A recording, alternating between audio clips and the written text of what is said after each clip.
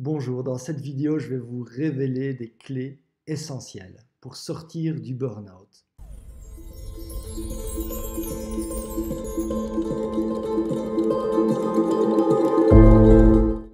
Si vous restez jusqu'à la fin de la vidéo, il y aura un cadeau. Vous pourrez accéder instantanément à un bilan holistique qui vous permettra de vous situer. Où est-ce que vous en êtes là dans votre burn-out? Quels sont les domaines sur lesquels il faut vraiment porter son attention?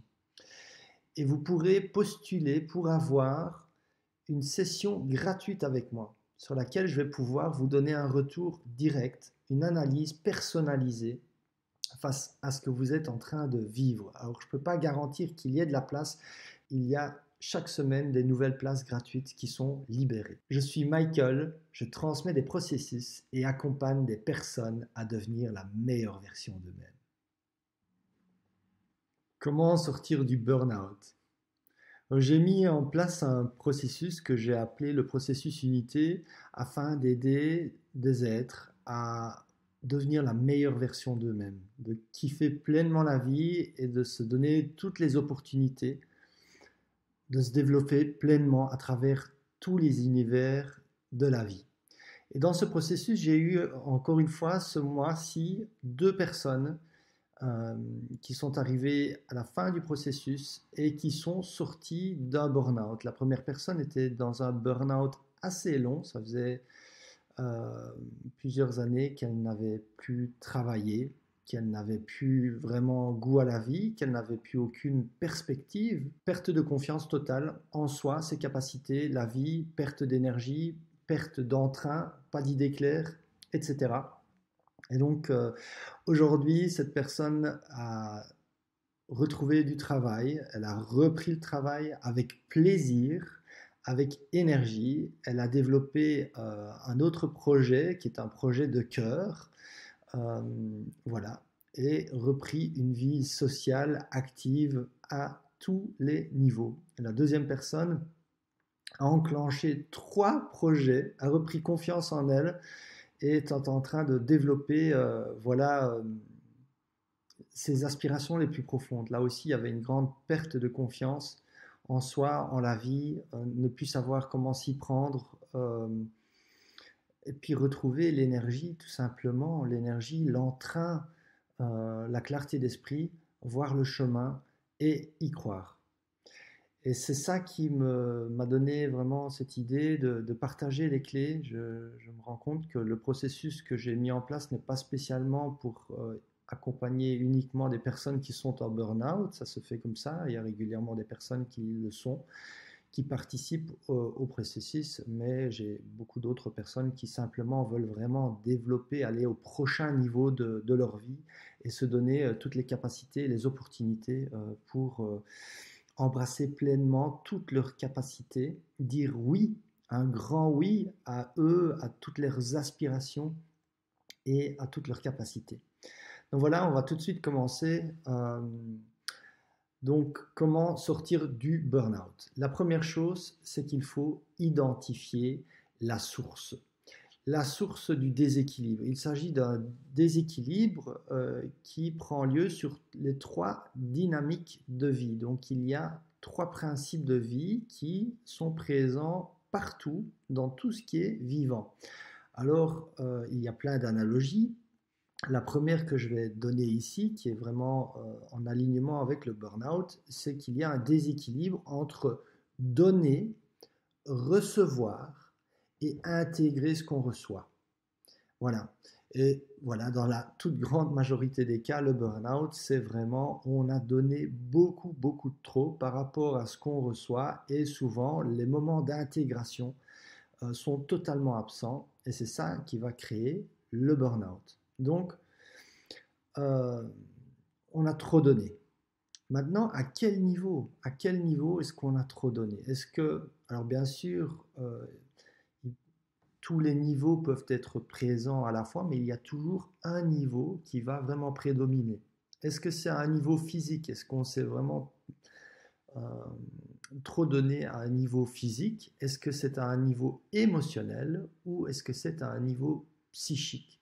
Si vous êtes quelqu'un qui travaille dans les bureaux et qui doit calculer tout au long de la journée, euh, il va certainement être le niveau psychique qui va prédominer dans le burn-out. Si vous êtes quelqu'un qui est tout le temps en contact avec des personnes, que vous prenez, vous êtes peut-être vendeur et que vous prenez beaucoup de refus, vous devez traiter des problèmes émotionnels à longueur de journée, vous êtes père ou mère de famille et vous avez dû être confronté à beaucoup de problèmes émotionnels sans pouvoir prendre du temps pour vous. Vous avez tellement donné de votre personne, alors ce sera certainement à un niveau émotionnel. Et bien sûr, il y a un mélange, on peut finalement avoir tellement vidé ses batteries, ne tellement pas avoir pu écouter les signaux qui étaient là, que pour finir, on a tous les corps qui sont en burn-out, avec des douleurs physiques, qui sont accompagnées de gros problèmes psychologiques, de pensée, de brouillard mental, de manque d'énergie et bien sûr de manque d'entrain, plus de vitalité, plus d'envie, que ce soit de faire quelque chose ou de s'alimenter correctement. Voilà, tous les corps, pour finir, vont bien sûr avoir de gros problèmes puisqu'ils sont interdépendants. Quand il y a un corps qui ne va pas bien, les autres vont devoir combler et pour finir, s'ils n'y arrivent pas, eux aussi vont, entre guillemets, tomber malades. Voilà. Donc, ensuite, il est important d'identifier la rupture.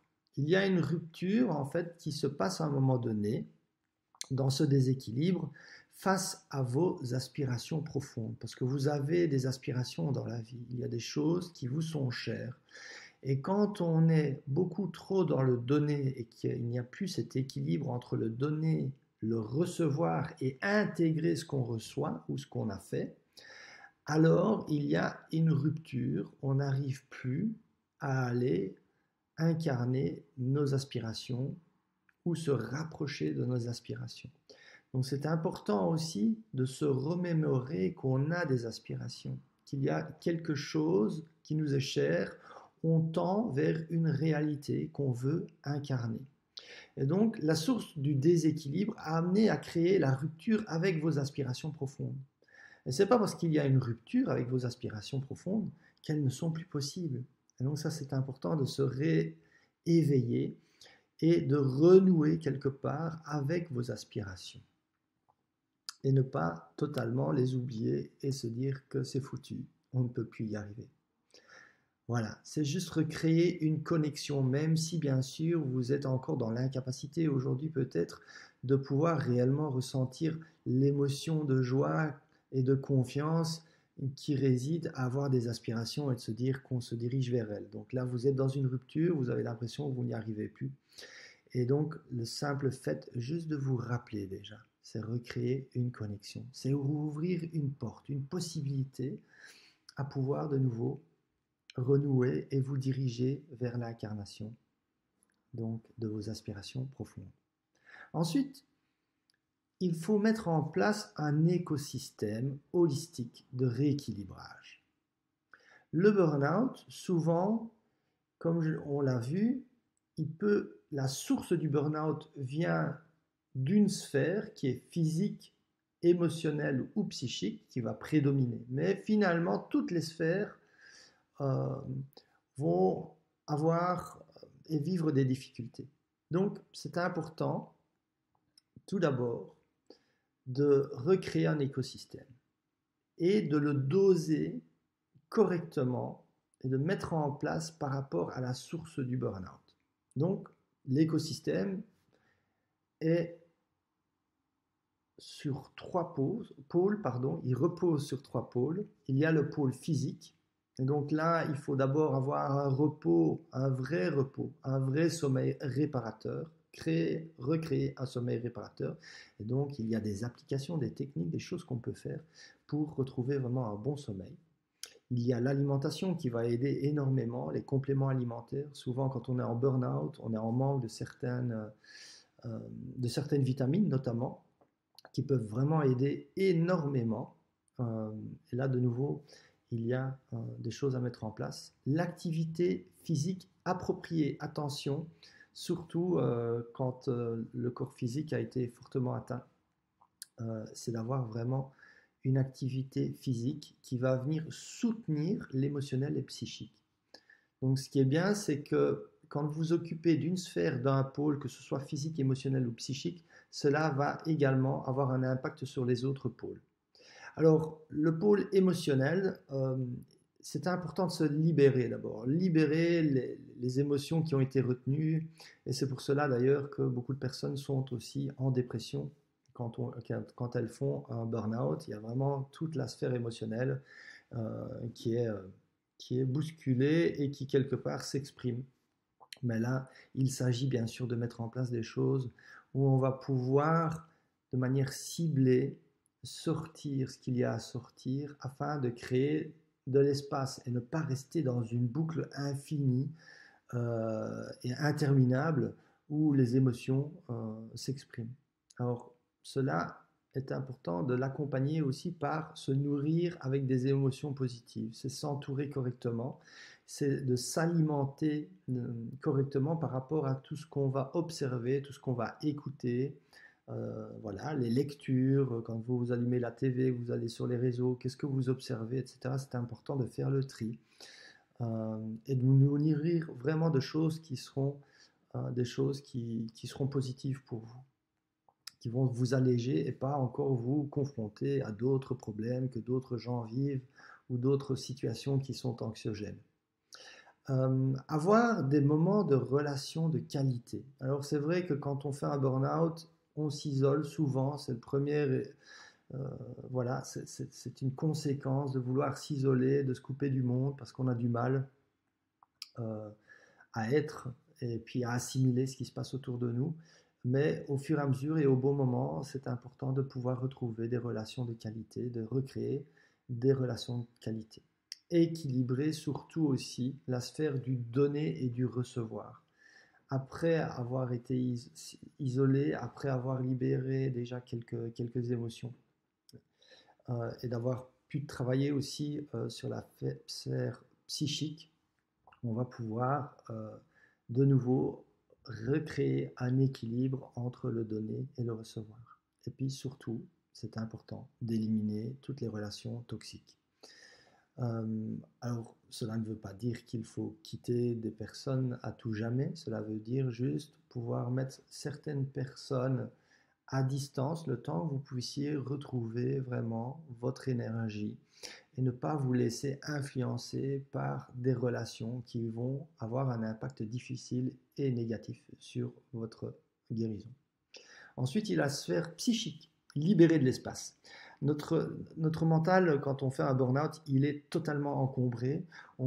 C'est ça qui crée le brouillard mental. Alors, il y a des pratiques de pleine conscience, il y a des pratiques très spécifiques. Et là, de nouveau, c'est important de pouvoir les adapter un peu à qui vous êtes, là où vous en êtes, quelle est votre manière d'approcher la vie, quelles sont vos croyances, quel est votre bagage. Et donc, face à ces notions, on va donc implémenter des petites pratiques qui vont vous permettre de libérer l'espace psychique, de digérer aussi le flux de pensée. Donc, s'il y a de trop, c'est très difficile de digérer. Donc, généralement, quand on fait une indigestion, d'ailleurs, c'est parce qu'on a beaucoup trop mangé, des choses qui n'étaient pas, qui se mélangent pas bien aussi. Et puis, le fait tout simplement que c'est encombré. Voilà. Et finalement, générer un flux de pensée constructif. Ça, c'est une conséquence qui va arriver juste en libérant de l'espace et en digérant ce qui reste présent. Et donc, on va amener et générer une capacité à la paix à travers cette libération d'espace et à travers la digestion du flux de pensée qui est à l'intérieur de nous. En s'occupant de la sphère émotionnelle, nous allons aussi pouvoir changer le flux de pensée. On va pouvoir quelque part amener d'autres manières de penser, d'autres angles de vue qui vont être beaucoup plus constructifs, beaucoup plus légers. Voilà. Donc ces trois sphères sont essentielles. Ensuite, il y a quelque chose qui est assez important. Quand on est en burn-out, on est en incapacité de voir clair, on n'a pas le recul, tout est bloqué quelque part, on a la lourdeur de tous ces pôles, de toutes ces densités de l'être. Et donc, c'est important de se faire suivre. Avoir l'écosystème qui s'adapte au fil du temps par rapport à ce que vous vivez et ce que vous allez rencontrer. Parce qu'il y a des étapes dans le burn-out et par rapport aux différentes étapes, il va falloir réadapter justement l'écosystème qui a été mis en place afin que vous puissiez avancer plus rapidement et sortir beaucoup plus rapidement du burn-out. Parce qu'on peut rester, il y a des personnes qui restent parfois même plusieurs années dans un burn-out. Certaines personnes même ne s'en remettent pas complètement, vont garder certaines séquelles et vont se fermer à un certain niveau de la vie. Alors que d'autres personnes, avec les bons outils, avec les bonnes approches, avec les bons dosages, vont pouvoir en quelques mois, quelques semaines même ici, sortir du burn-out et carrément changer et en faire une force, avoir appris vraiment de toutes les leçons et avoir mis en place des choses, parce que tout ce qui est proposé dans l'écosystème, ce sont des choses essentielles à la vie. Moi, ce que je propose ici dans mes écosystèmes, ce sont des choses que je partage avec d'autres gens qui ne sont pas du tout en burn-out. C'est des personnes qui veulent se donner beaucoup plus de moyens, beaucoup plus de joie, de bien-être dans chaque environnement de leur vie, que ce soit professionnel, que ce soit personnel, que ce soit familial. Voilà, peu importe le domaine, tout cela peut être implémenté et va devenir une force. Plus qu'une force, ça va devenir un plaisir. Parce que nous avons besoin, nous sommes des êtres, on est poussés par une quête de plaisir. C'est d'avoir un bon. Et donc, toutes les choses ici qui vont être mises en place sont des choses qui sont non seulement bénéfiques, mais en plus de ça, au fil du temps, vous allez les utiliser, les pratiquer, vous allez apprendre à vraiment prendre du plaisir. C'est comme, voilà, passer d'un restaurant, je vais dire du fast-food au quick, ça peut être bon de goût. Certaines personnes aiment ça. Voilà, moi, il y a eu une période de vie où j'aimais ça, de goût. Mais je savais très bien que c'était pas bon pour mon corps, c'était ni bon pour mes émotions, peut-être pour mes émotions par rapport au goût, mais par la suite, c'était pas bon pour mon psychisme et certainement pas bon pour mon corps physique. Et donc, ici, ce que je vous propose, moi, c'est de sortir du fast-food qui est peut-être à alimenter à un certain moment donné une certaine satisfaction et d'aller dans un restaurant gastronomique, voilà, qui est accessible à tous. Voilà, en termes de prix, il y a moyen de vraiment mettre en place un écosystème. On n'a pas besoin d'être riche matériellement pour pouvoir le mettre en place, cet écosystème, et le maintenir. Et surtout, ce qui est important, c'est de prendre du plaisir finalement à faire toutes ces choses, à les implémenter dans notre vie. Voilà. Donc, être suivi. Ce suivi va vous éduquer. Il va vous aider à devenir, bien sûr, autonome finalement, mais à vous montrer comment est-ce qu'on dose, comment est-ce qu'on reconnaît quand c'est nécessaire de changer la dynamique ou de la faire évoluer. Donc, et puis avoir un retour objectif et pertinent face aux différentes phases et intégrations sur le parcours de guérison. Parce que sur ce parcours de guérison, vous allez avoir des différentes phases, vous allez avoir des choses qui vont remonter dans votre conscience. Vous allez peut-être réaliser que vous allez mieux, mais qu'il y a d'autres aspects qui sont là et qui prennent une importance et qui pourtant vous tracassent encore. Voilà. Et donc ces aspects vont pouvoir être traités. Et ça dépend vraiment d'une personne à l'autre, du passé et de ce qui a été vécu. Parce qu'à travers un burn-out, il y a des formes de trauma voilà, qu'on va vivre, qui vont, oui, à travers donc, votre parcours, il s'est passé des choses. Et ces choses peuvent créer des petits traumas. Et ces traumas, à travers ce parcours de guérison, vont émerger et on va pouvoir réadapter les applications dans l'écosystème pour dépasser et reprendre confiance. Et plus que ça, apprendre à travers et en faire de nouveau un levier de réussite par la suite. Et donc, finalement, il y a l'ancrage du nouveau style de vie parce que vous allez embrasser un nouveau style de vie et c'est très important de pouvoir l'ancrer pour ne pas répéter les erreurs et puis afin que le burn-out soit le tremplin d'une vie épanouie, équilibrée et profondément merveilleuse. Alors, je vous avais dit en début de vidéo qu'il y avait un cadeau et donc vous allez pouvoir en dessous de la vidéo cliquer sur le lien et accéder à un bilan holistique. Dans ce bilan holistique, vous allez un peu pouvoir justement vous situer. Où est-ce que vous en êtes, vous, par rapport à un écosystème qui serait optimal? À la fin de ce bilan, il y a la possibilité d'avoir un rendez-vous gratuit avec moi sur lequel je vais vous donner un retour. Donc, j'espère qu'il y aura encore des places, mais essayez, cliquez dessus. Et donc, je ne peux pas prendre tout le monde, mais essayez et il y a certainement des chances qu'il y ait un rendez-vous. Et s'il n'y a pas de rendez-vous, je vais pouvoir quand même vous donner peut-être un retour par message vocal ou vous diriger vers une vidéo qui me semble essentielle face au bilan que vous aurez rempli. Voilà, je suis de tout cœur avec vous. N'hésitez pas à me contacter si vous voulez vous faire accompagner. Belle journée.